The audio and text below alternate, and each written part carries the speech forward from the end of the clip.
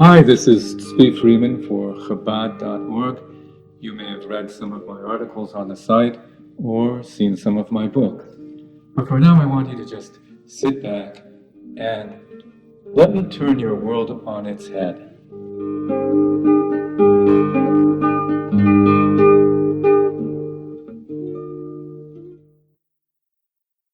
Plenty of personal coaches, psychologists, and consultants will provide you with advice and techniques for mental control, each teacher providing what works for him or her. But in Jewish circles, we have a small book called the Tanya. It's a classic work of spiritual guidance by a great tzaddik and teacher, building upon an ancient tradition. And it's chock full of how thoughts work and how to reach great heights by learning to control them. So here are a few mind hacks, actually 10 of them, from the Tanya, gently rendered 21st century friendly. Here's number 1. Thoughts are a touch screen display for your psyche. Think of the display on your smartphone. Hey, maybe you're looking at that right now. By touching that display, choosing what you want to observe, and manipulating the symbols, you have control over your device. Well, the same with your thoughts. They're not just a window into your brain and heart. They also allow you to manipulate that brain and heart. Your smartphone is manipulated by touch and voice. Your thoughts are manipulated by simply detaching yourself a little, observing what's up on the display, and choosing which thoughts you want to invest in. And that leads us to number 2. Mental control is really heart control. Like, if I tell you I'm sad, don't tell me, hey, you shouldn't be sad. Hey, I'm sad. But if you offer me some happy thoughts to think, pretty soon I may not be so sad. Which means you can't choose how you feel, but you can choose what you think. And what you think has the power to change how you feel. Let me say that again, because that's the center of everything. Memorize these words. You can't choose how you feel, but you can choose what you think. And what you think has the power to change how you feel. That's what the Zohar means when it says that the mind innately rules over the heart. Now, not the way a dictator rules by command. He doesn't need commands. Rather, wherever your thoughts travel, your emotional state naturally follows close behind. Like, ever been to one of those guided relaxation classes? Your mind observes, I'm breathing. And your breathing falls into a steady rhythm. Your mind observes, my fingers are tense. And without any order or command, your fingers release their clasp and relax. Herbert Benson deemed this the relaxation response. Any part of the body that comes into direct connection with the mind becomes mind-like, calm, steady, detached. So too, when the mind applies itself to matters that concern the heart, the childlike heart responds by growing up a little and becoming a more mindful heart. And now for number 3. Your thoughts never stop. Stop and listen to the thoughts running through your mind. We all have them. Everyone describes them differently, and some are more aware of them than others, but they're there, buzzing non-stop. If you don't hear your thoughts, so try this simple, well-known hack. Stop everything you're doing and listen to your breathing. Within a short while, as your breathing becomes more rhythmical, your thoughts will seem to become louder. So now you can start observing them. When you observe them, you'll notice that your thoughts are pretty similar to your breath. You can control your breath, but when you let go of the reins, the breathing continues all on its own. The same with your thoughts. You can choose what to think, but when you let go, your thoughts don't stop. They never do. You may be thinking about nothing, but you're never not thinking. Now that's important to know, because the autopilot function in your brain is not the pilot of choice in anyone's cockpit. And it's easily hijacked by your worst enemies. So keep a vigilant watch over what's happening up there. The more mindful you are of your thoughts, the better you're going to feel about yourself and about life. So which brings us to number 4. Your thoughts are not you, and you are not your thoughts. Yeah, it's natural to observe those thoughts buzzing in your brain and say, oh, that's me. But it's not you. If it were you, then who's the one observing those thoughts and saying, that's me? You can't directly observe the raw perceptions and feelings that form your current character and personality. Just like you can't directly see your own eyeballs. Your thoughts act as a wondrous kind of mirror, but a crude mirror, displaying only a very muddy reflection of what your brain and heart are up to. It may display ideas and emotions, but its fabric is the language or languages you've learned, things you've seen, and sounds you've heard. So think of thoughts as a kind of clothing. Just like you can change your clothing whenever you wish, so you can switch uncomfortable, unbefitting thoughts for thoughts that bring out your inner resilience and beauty. So don't say, what can I do? Those are my thoughts. They're miserable thoughts, so I'm depressed. No, instead say, hey, what's the point in wearing these depressing thoughts? They're not helping me. They're not providing anything worthwhile. I could think positive, uplifting thoughts instead. And that's power. It's a power to change. And the ability to always be changing is a key to a good life. Which brings us to number 5. Keep a set of healthy thoughts always in your pocket. After all, what do we think about? Whatever we experience, talk about, and read about. So if you make it a habit to keep a small set of wholesome things that you're talking about, reading about, and thinking about, you're always going to have something good to switch your mind to when toxic thoughts invade. Even better, memorize. For thousands of years, Jews have memorized Tehillim, that's the Psalms, key passages of the Torah, Mishnah, and other key works. They repeated them over and over every day, even while at work. Because memorizing means to engrave the words in your heart. They become a component of your psyche. When you've achieved that, you'll find those words spontaneously, almost effortlessly, running in the background. The Jews have also always pondered the meaning of everything they've set to memory, extracting new lessons from the weekly Parsha, wrestling with the debates of the Talmud, contemplating the secrets of the Kabbalah, most importantly, applying the wisdom of Torah to their daily life. So we've inherited a wealth of magnificent wardrobes for the soul. And everyone can find beautiful clothes hanging in those wardrobes. They can switch into wear at any time. It's clothes that provide strength in times of challenge, comfort in times of distress, joy and peace at every point in life. The Baal Shem Tov taught that where your head's at, that's where you're at, all of you.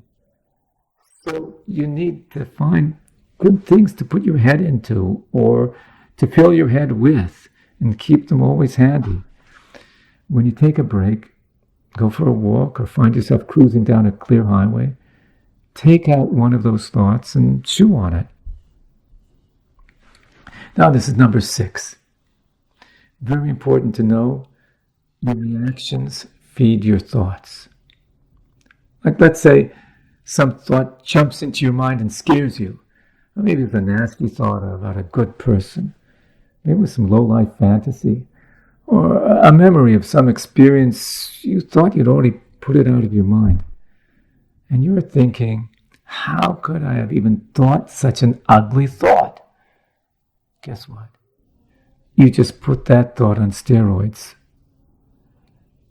Thoughts are fed by our reactions to them. Don't react, the thought dies. The only effective strategy with unwanted thoughts is to stay a cool, impartial observer of that thought, just long enough to notice that it's something to steer away from.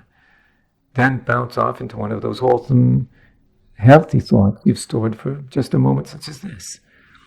That strategy always makes you stronger each time. And you can thank those ugly thoughts for challenging you so you can further develop your mind power. Later, you can ask advice from a mentor who might tell you that number 7, not all thoughts come from thinking. Ugly, toxic thoughts are symptoms of an emotional whirlpool. And we all have those whirlpools. Those emotions are you, but you can't pull yourself up by tugging at your own heartstrings. You're not going to step near there without a mentor or a good wise friend who can pull you out.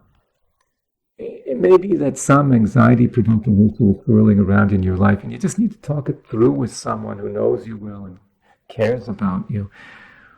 Or it may be that you just become more sensitive to your thoughts, and now you're noticing the junk that's been lying up around there all the time. In many cases, you need to surrender to the fact that it's perfectly natural to have such thoughts. And now you need to flood your mind with more healthy thoughts, speak more healthy words, and do more healthy things.